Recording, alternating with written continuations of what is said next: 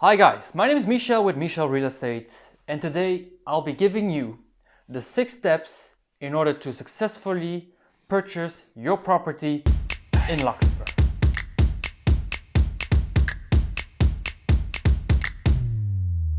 So the very first step that we need to undertake before we can even go and start looking at properties is to get a basic notion about the total loan amount that you are capable of getting in order to purchase your first real estate property.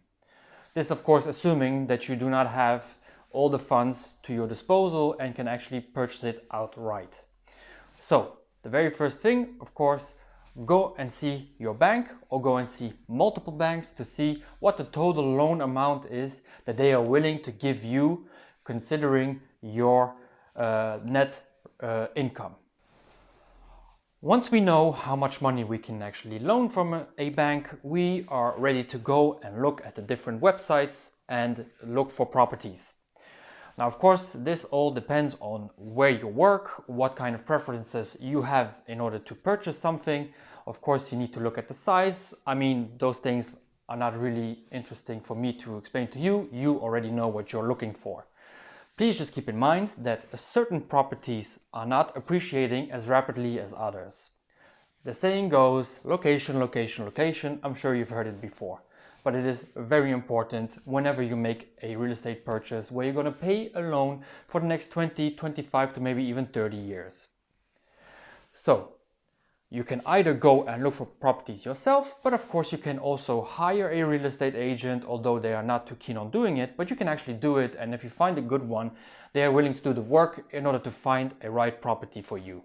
Sometimes, if you have another property for sale and need the money that you get from that property, you can get a real estate agent to sell it and convince him to also find you another property. I've done this on several occasions, and usually the clients are very happy because they get advice from a professional in order to not make a purchase which will not be the purchase that they should have made to begin with. If you don't want to hire a real estate agent to do this job for you and give you proper professional advice, I suggest that you download the checklist that I put up a link for on this website. So check it out, the link is underneath this video. Now, once you have visited certain properties and you have updated your checklist on every single visit, you might need a professional in the construction area which comes and visits the property a second time with you before you make the offer. Why is this important? Well, quite simply because there might be certain costs that are hidden to you, but which are very obvious to a constructor.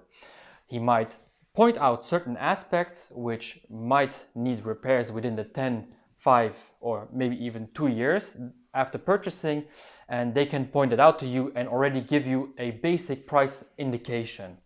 This basically protects you from making a purchase which has hidden costs, and it also makes sure that your investment is on the safe side. Okay, so you finally found a property that you like, that is within your budget. You have figured out that all the costs are well within your means of investing. The next thing, of course, is putting in an offer. And now this is where it usually gets exciting because we don't always know what the offer will actually bring back to you. Will it get accepted? Will you get a counter offer? Or will it just be flat out rejected? And that's where sometimes it's very handy to have an agent on your side because they can get a better understanding of what the traffic is on the property and give you a better notion of what kind of offer is safe to put in. Why is this important? Well, quite simply, I have seen people put in offers that are way too low, basically offending the sellers.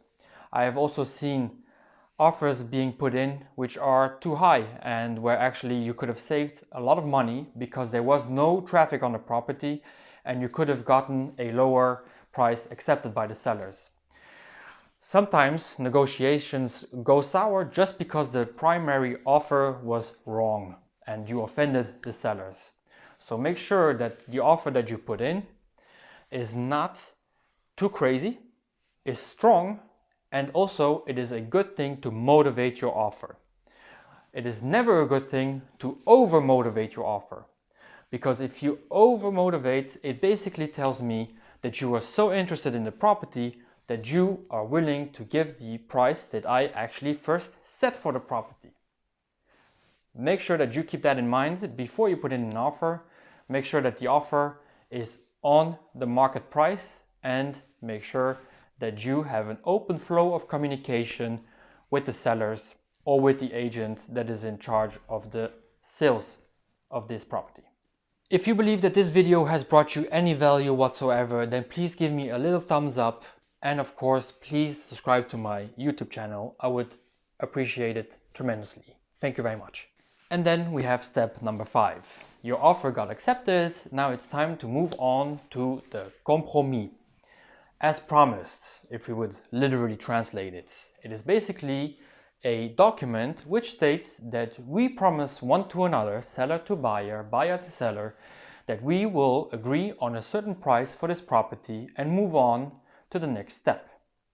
The compromis is legally binding, but it is in most cases not yet sold, which is why we put in a compromis what the French call the clause suspensive, which basically means that the object is bought as long as the buyer gets a loan approved from a banker.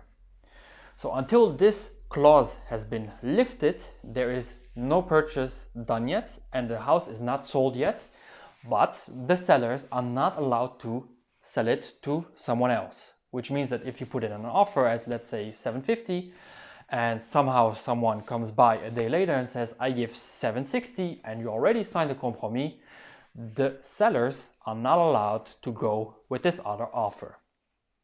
The compromis is a very important document which needs to be signed by both parties in order for you to go to the bank and get a loan approved. Without a compromis, there is no way of getting a loan approval from a banker. Alright, so basically we've come full circle now. You have gone twice to your banker, once to actually understand whether or not you can get a loan, and next up of course is whether you can purchase this property. You got your loan approved.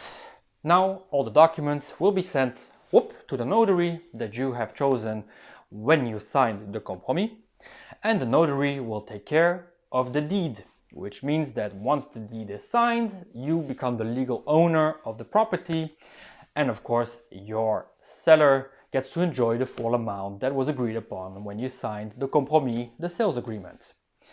Now the bank will be in charge of sending all the funds to the notary, so there are no down payments to be made, and the notary then will settle all the accounts, which basically means that if your sellers still have some debt on the property, it will be the notary who transfers or wires the money to the institutions that this debt is owed to, and they will also pay the real estate agent. So basically the notary is also in charge of settling all the accounts on the property, which means that once you have purchased it, it is free of all debt and liabilities. So congratulations, once you have reached this step, you are now the proud owner of a property here in Luxembourg. If you have any other questions, of course, you can always contact me. I have my WhatsApp number that is stipulated somewhere here, or maybe I'll put it here. So these are basically the 6 steps that you need to be aware of in order to successfully purchase a property here in Luxembourg.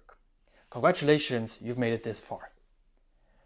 Now, if you'd like to get more information, or if maybe you think that I missed a step, or if you have any personal questions, don't hesitate to either leave a comment below, contact me through WhatsApp, or follow me on Facebook, Twitter, or of course Instagram. Now, I want to thank you so much for watching. My name is Michel with Michel Real Estate.